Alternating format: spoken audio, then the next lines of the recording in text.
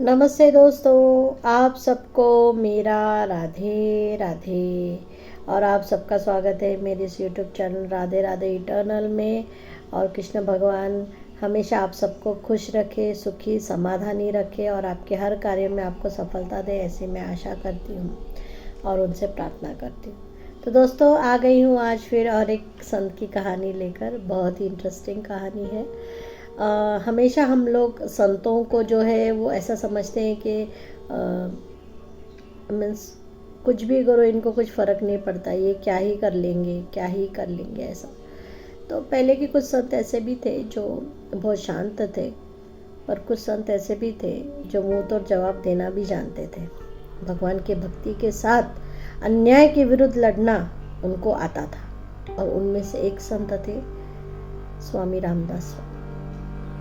मैंने इनके पहले पहले भी आपको कई कहानियाँ सुनाई हैं। समर्थ रामदास स्वामी जी एक बहुत ही अनोखे और बहुत ही अच्छे संत थे।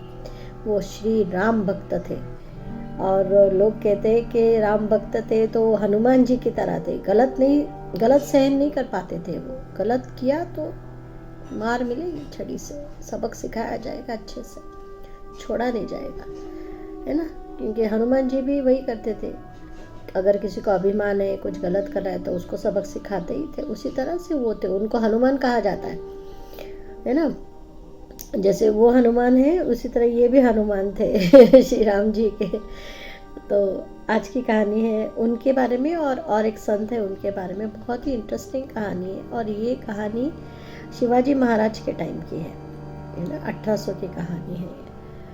तो 1800 की कहानी यानी लाइफ एग्जाम्पल्स हैं, ये हो चुके हैं, है ना। इतिहास में घट चुके हैं, सत्य घटनाएं हैं। तो आपको तो पता है तब मुगलों का बहुत राज था, है ना। हमारे देश पे मुगल राज बहुत था। तो जो मुगल राज था तो उसमें से जो मुगल लोग थे तो वो लोग हिंदुओं को बहुत तंग करते थे, हिंदू संतों को बहुत तंग करते थे और उनके घर तोड़ दिया करते थे, लूटा करते थे, यज्ञ नहीं करने देते थे। जैसे पहले राक्षस लोग थे उसी तरीके से मुगल लोग थे, उनको उनका वर्चस्व स्थापित करना था। और इसके तो आजकल तो इतने उदाहरण आ रहे हैं कि मुगलों ने किस तरीके से हिंदुओं पे राज करने के लिए क्या क्या किया। इसके बारे में हम इस बारे में चर्चा नहीं करेंगे क्योंकि ये सही प्लेटफॉर्म नहीं है। इसके बारे में चर्चाएं ऑलरेडी टीवी पर हम देखते हैं, हमें पता है, तो हम उस बारे में चर्चा नहीं करेंगे। लेकिन ऐसा अन्याय हुआ है, पहले से होता है। पहले राक्षस लोग करते थे, उसके बाद में अंग्रेज़ों ने किया, उसके बाद में मुगलों ने किया। ये तो चलते यार, आज भी होता ही है। हर देश में कहीं ना कहीं अन्याय होता ही रहता है। तो उस बारे में हम नहीं चर्चा करेंगे। लेकिन अन्याय के खिलाफ लड़ने वाले लोग पहले भी थे, मीन्स भगवान भी थे, संत भी थे, और आज के ज़माने में हम कॉमन लोग हैं, है ना।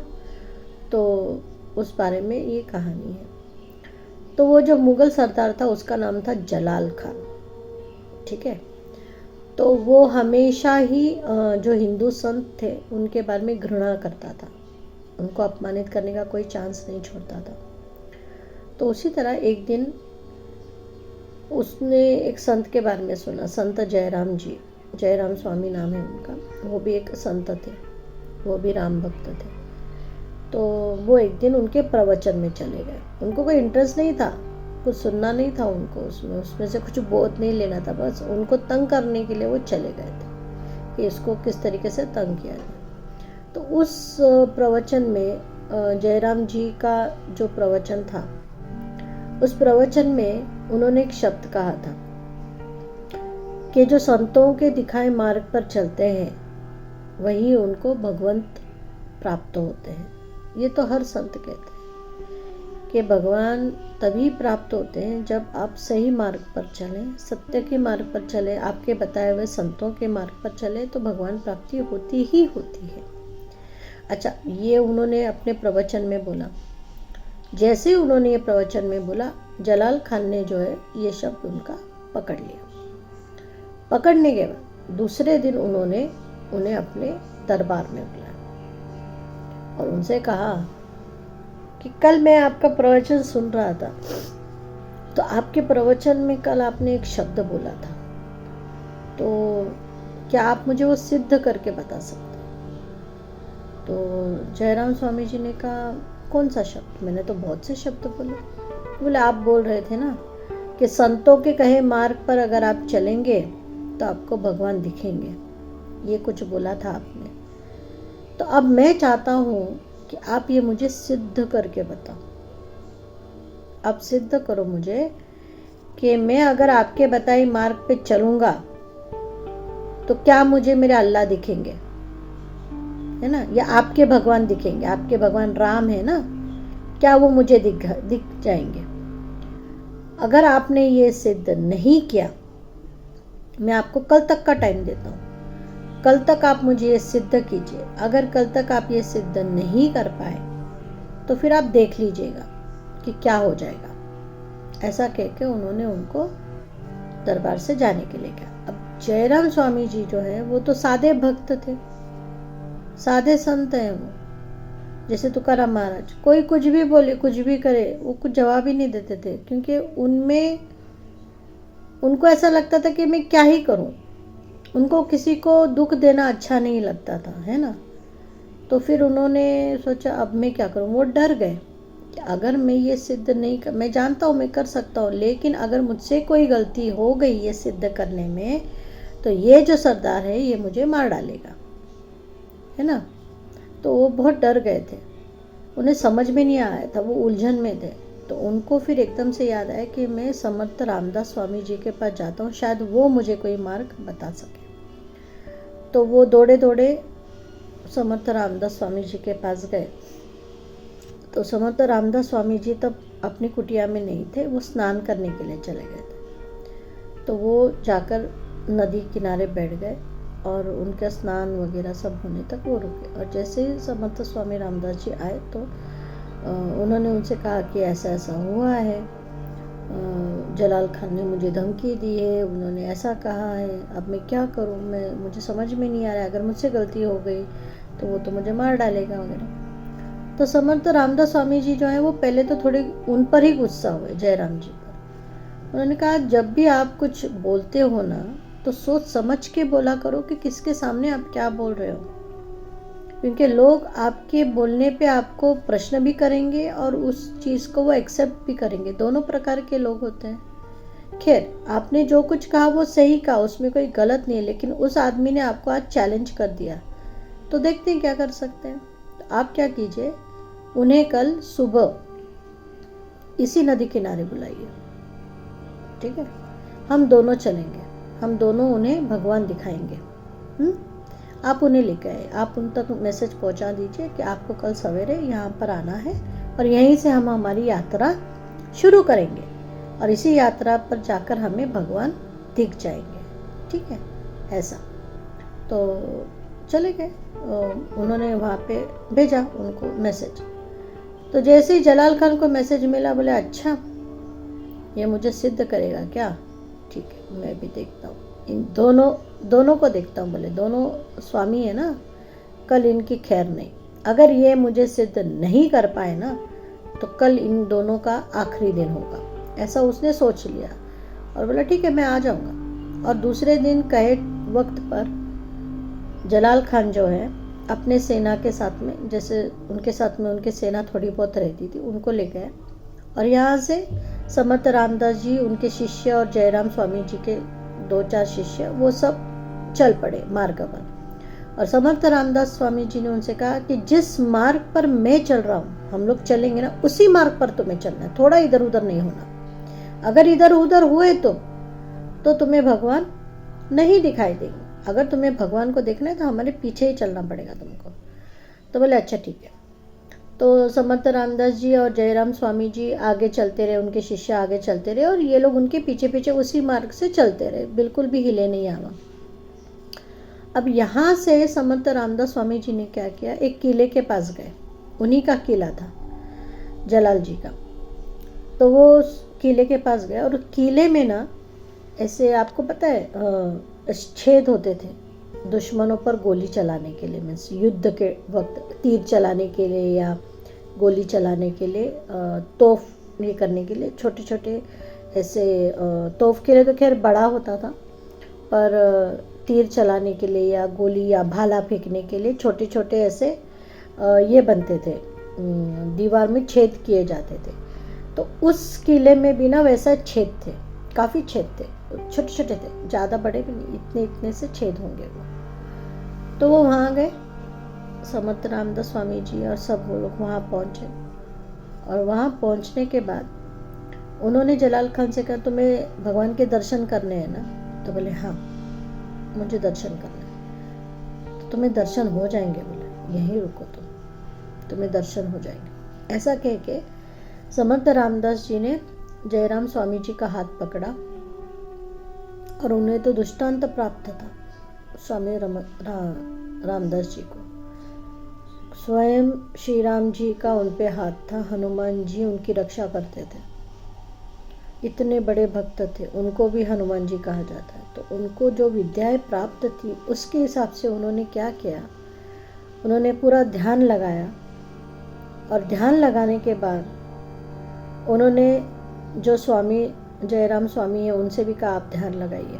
दोनों ने ध्यान लगाया, समर्थ रामदास जी ने उनका हाथ पकड़ा और अचानक से वो दोनों, वो जो छेद था ना छोटा सा, उसमें घुस गए।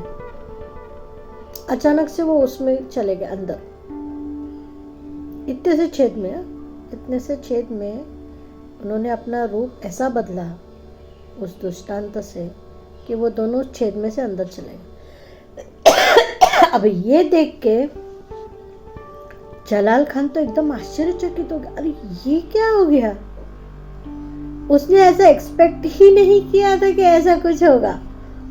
वो ऐसे आश्चर्यचकित होकर देखने लगे, अरे ये इतने छोटे होके इस छेद में से चले भी गए, अरे ये क्या हो गया? वो समझ ही नहीं पा रहा था। हे भगवान, वो ऐसा अपना सर पकड़ के, अरे ये क्या है? मीन्स वो इतना आश्चर्यचकित हो गया था कि पूछो ही मत।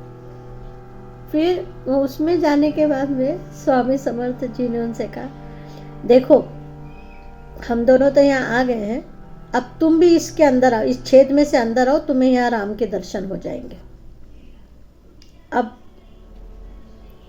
अब इतना बड़ा प्रश्न था जलाल खान के सामने कि मैं छेद में से कैसे जा सकती? इतने से छेद में ये लोग छोटे होके चले गए, मैं कैसे जा सकता हूँ?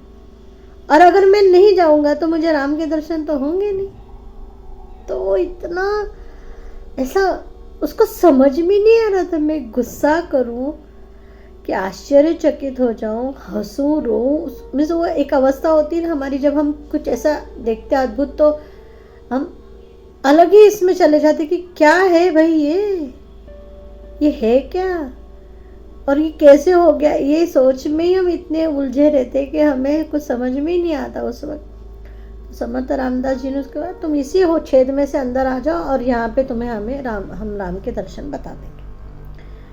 अब जब उन्होंने ऐसा बोला और जलाल खान ने जब ये चमत्कार खुद की आंखों पे देखा तो उसे विश्वास ही नहीं, उसे इन दोनों संतों के ताकत का अनुमान हो गया कि ये क्या है। वो उनको ऐसे ही कुछ तो फालतू समझ रहा था, पर उनमें सच में वो शक्तियां हैं, भगवान की शक्तियां हैं कि वो कुछ भी कर सकते हैं। और सचमुच उन्हें भगवान का दृष्टांत तो हुआ है, तभी उनमें ये शक्तियां आई हैं।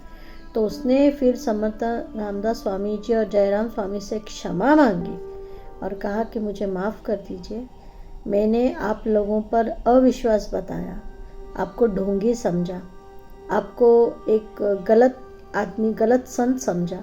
लेकिन आज मेरी आंखें खुल गई कि आप लोग सच में बहुत महान हैं और भगवान की सच में आप पर कृपा है, आप लोग सच्चे संत हैं। तो मैं आज आपके सामने हाथ जोड़ के माफ़ी मांगता हूँ और ये प्रण लेता हूँ कि इसके बाद मैं कभी किसी साधु संत पर शक नहीं करूँगा, उनकी काबिलियत पर शक नहीं करूँगा। और ये आज मुझसे जो हुआ ये बहुत बड़ी भूल हुई और आप लोगों में ही मुझे भगवान के दर्शन हो गए हैं, तो मैं उसी में संतुष्ट मानूंगा। मुझे और कोई भगवान देखने की ज़रूरत नहीं। आप लोग ही मेरे लिए भगवान हो। संत ये भगवान का रूप होते हैं। आज मैं समझ चुका हूँ, और जो कुछ भी मैंने किया उसके लिए मुझे क्षमा कर दीजिए। और मैं आइंदा किसी हिंदू संत पर कभी भी कोई भी मीन्स गलत नहीं करूँगा। उन्हें धमकाऊँगा नहीं, उन्हें मारूँगा नहीं, या उनका अपमान नहीं करूँगा। तो दोस्तों, ये थी आज की कहानी। तो पहले के जो संत थे उन्हें पता था किसको किस तरीके से सबक सिखाना चाहिए। अगर वो इंसान गलत कर रहा है तो उसे सबक सिखाना कितना ज़रूरी है, और किस तरीके से सबक सीख सकता है ये भी उनको पता था। हमेशा मारामारी करने से ही चीज़ों का हल नहीं निकलता है दोस्तों। बुद्धि का इस्तेमाल कीजिए। बुद्धि जो कर सकती है ना, वो हाथ पैर चलाने की भी ज़रूरत नहीं पड़ती है। सही तरीके से अगर आप बुद्धि का इस्तेमाल करेंगे तो अपने जो प्रतिस्पर्धी है, आपके कॉम्पिटिटर्स है, उनको आप हरा सकते हो। उनके लिए गलत सोचना से अच्छा है आप ये सोचो कि किस तरीके सही तरीके से हराया जा सके। अगर ये आप अपने बुद्धि का इस्तेमाल करोगे तो आपको हाथ पैर चलाने की भी ज़रूरत नहीं है, सामने वाला इंसान समझ भी जाएगा। तो ये थी आज की कहानी दोस्तों। बहुत ही सुंदर कहानी कि हर सॉल्यूशन का हल लड़ाई नहीं होता है, झगड़ना नहीं होता, अपशब्द बोलना नहीं होता है ना। कुछ लड़ाई ऐसी भी होती है जो हमें बुद्धि से जीतनी चाहिए। तो ये थी आज की कहानी, और मैं आशा करती हूँ कि आपको ये कहानी पसंद आई होगी। और अगर आपको ये कहानी पसंद आई होगी तो प्लीज़ मेरे चैनल को लाइक, सब्सक्राइब और शेयर ज़रूर करें। मिलती हूँ आपसे फिर एक बार एक नई अनोखी और ऐसी अद्भुत कहानी के साथ। तब तक आप सबको मेरा राधे राधे।